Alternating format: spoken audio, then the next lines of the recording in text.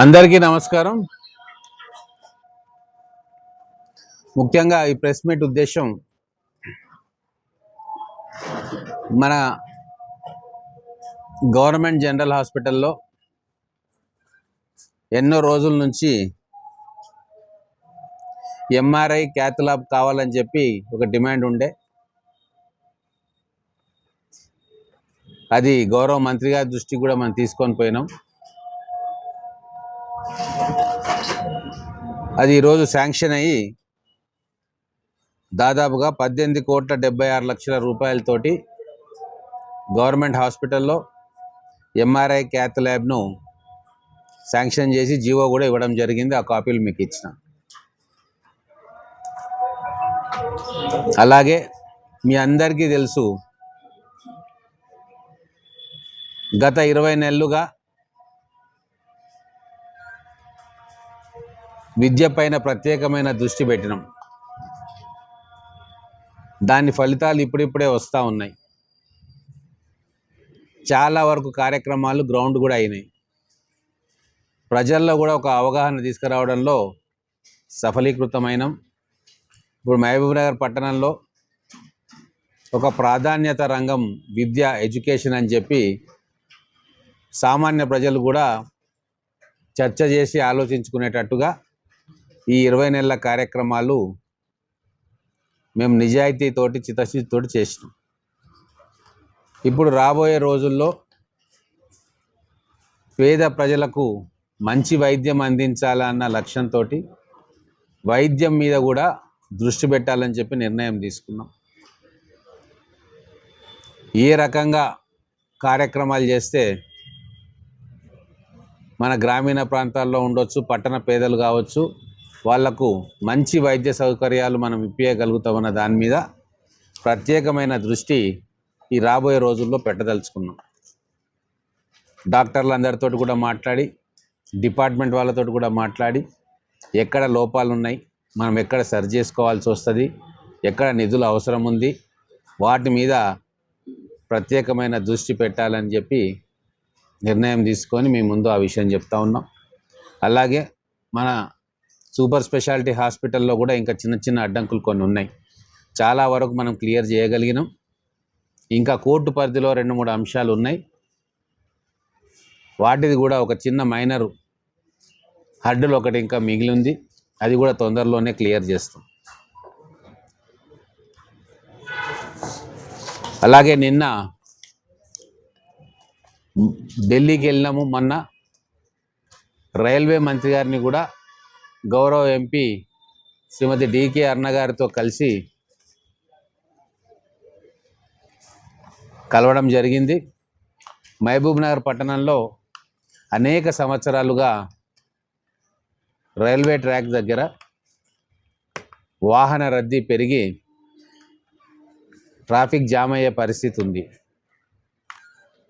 Municipality నుంచి corporation అయిన తర్వాత ఇక్కడ అనేక ఎడ్యుకేషనల్ ఇన్స్టిట్యూషన్స్ కూడా రావడం, మొత్తం ఉమ్మడి జిల్లాలో చాలామంది వచ్చి ఇక్కడ స్థిర నివాసం ఏర్పరచుకోవడం, మన జనాభా కూడా దాదాపు 3 లక్షలు దాటి పెరగడం, దాంతో ఖచ్చితంగా మనకు రైల్ ఓవర్ బ్రిడ్జ్ కావాల్సిన అవసరం ఇప్పుడు ఉంది.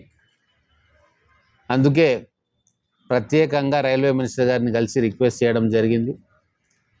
తిరుమల దేవుని గుట్ట దగ్గర, అలాగే బోయపల్లి దగ్గర, అలాగే తిమ్మసానిపల్లి దగ్గర, అలాగే ఫుట్ ఓవర్ బ్రిడ్జ్లు కూడా అవసరం ఉండే. ఒకటి దివిటిపల్లి దగ్గర, ఒకటి సద్దలగుండ దగ్గర. వీటిని రైల్వే మంత్రి దృష్టికి తీసుకొని పోయినాం.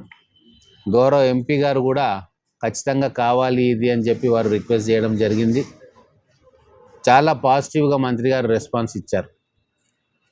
సో దీన్ని నిరంతరంగా ఫాలోఅప్ చేపిస్తాను.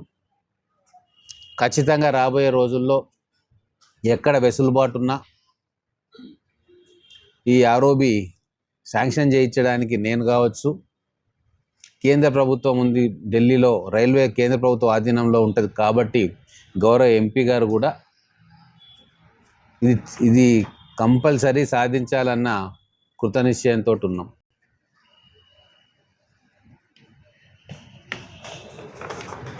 ఇది అభివృద్ధికి సంబంధించిన పనులు.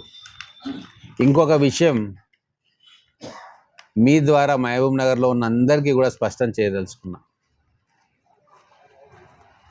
అభివృద్ధికి సహకరించే లేదా అడ్మినిస్ట్రేషన్కు సహకరించే ప్రతి అధికారి, అటెండర్ కావచ్చు, కలెక్టర్ గారు కావచ్చు, ఏ స్థాయిలో ఎవరున్నా సరే వాళ్ళను గౌరవించుకోవాల్సిన బాధ్యత మనకు ఉంటుంది.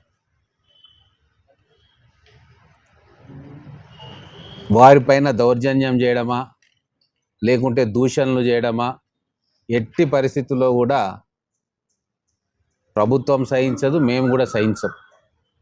రాజకీయ నాయకులు, అధికారులు సమన్వయంతో కలిసి పనిచేస్తేనే ఈ నగరాన్ని అభివృద్ధి చేసుకోవచ్చు, ప్రజలకు సంక్షేమ పథకాలు సక్రమంగా అందించవచ్చు.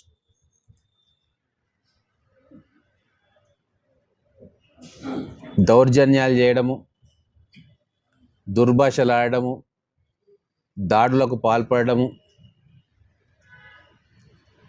ఇవన్నీ కూడా మన సంస్కృతి కాదు, మహబూబ్ నగర్ సంస్కృతి కాదు. కొన్ని పొరపాట్లు కూడా జరుగుతుండొచ్చు అధికారుల ద్వారా కానీ మిగతా ఎవరి ద్వారానా కానీ. వాటన్నిటినీ సరిచేసుకుంటూ ఒక మంచి వాతావరణం పట్టణంలో నిర్మాణం చేయడానికి మేము ప్రయత్నం చేస్తూ ఉన్నాం. వాటికి అడ్డు ఎవరు తగిలినా లేదా ఈ శాంతికి విచ్ఛిన్నం కలిగే ప్రయత్నం ఎవరు చేసినా వాళ్ళు ఎవరు, ఏంది, ఏ పార్టీ వాళ్ళు అనేది ఎట్టి పరిస్థితుల్లో చూడదలుచుకోలే. నిర్దాక్షిణ్యంగా చట్టం తన పని తను చేసుకొని పోతుంది. చట్టాన్ని నేను గౌరవిస్తా, అందరూ కూడా గౌరవించాలని చెప్పి నేను ఈ పత్రికాముఖంగా మహబూబ్ నగర్ ప్రజలకు తెలియజేస్తూ ఉన్నాను. చట్టం చిన్నవాడికైనా పెద్దవాడికైనా, పేదవాడికైనా డబ్బున్నవాడికైనా అందరికీ ఒకటే. ఎట్టి పరిస్థితుల్లో చట్టాన్ని అతిక్రమించొద్దు. శాంతి భద్రతలకు ఎవ్వరు విఘాతం కల్పించినా లేదా కల్పించాలని కుట్ర చేసినా తీవ్రమైన చర్యలు ఉంటాయి. ఎక్కడ కూడా నేను ఇంటర్ఫియర్ కాను. పోలీస్ అధికారులకు, మిగతా అధికారులకు స్పష్టమైన ఆదేశాలు ఇచ్చినాం. లా ఎన్ఫోర్స్మెంట్ విషయంలో ఏ రకంగా కూడా రాజకీయ జోక్యం ఉండదు. ఉన్న జిల్లా ఆఫీసర్లు కూడా అడ్జస్ట్మెంట్ తోటి పోయే వాళ్ళే, అందరినీ సమన్వయపరుచుకుంటూ పోతున్నారు. కానీ ఎవరైనా దాన్ని అవకాశంగా తీసుకొని శాంతి భద్రతలకు కానీ వాళ్ళ విధి నిర్వహణలో విఘాతం కల్పించే ప్రయత్నం చేస్తే చాలా స్ట్రిక్ట్గా యాక్షన్ తీసుకోమని నేను కూడా సూచన ఇవ్వడం జరిగింది. సో ఇది రాజకీయ క్షేత్రంలో ఉన్న వాళ్ళు కావచ్చు, వ్యాపార వర్గాల్లో కావచ్చు, మిగతా పని చేసుకునే ప్రతి ఒక్కరికి, మాకు, మా నాయకులకు, మిగతా నాయకులకు అందరికి కూడా ఇది వర్తిస్తుంది. కాబట్టి చట్టం పరిధికి లోబడి మనందరం కూడా పనిచేయాల్సి వస్తుంది. ఇది ప్రజలకు చేరవేయాల్సిన బాధ్యత మా పత్రికా రంగంలో ఉన్న మిత్రులది.